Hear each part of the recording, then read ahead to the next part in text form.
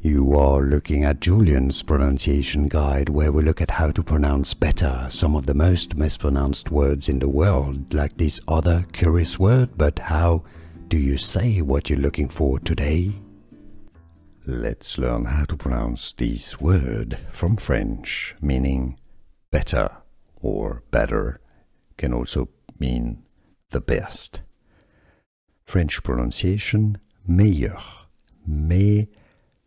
Essentially, you can replace the I-double-L with a Y, meilleur.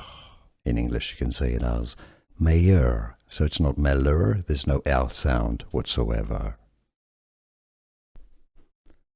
Let's learn how to pronounce this word from French, meaning better or better, can also mean the best. French pronunciation, meilleur. Meilleur. Essentially, you can replace the I-double-L with a Y, meilleur.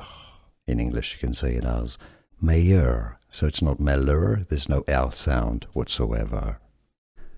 Here are more videos on how to pronounce more confusing words and names too many mispronounced. Like this video if you found it useful. I appreciate your support. I'll see you soon and thanks for watching.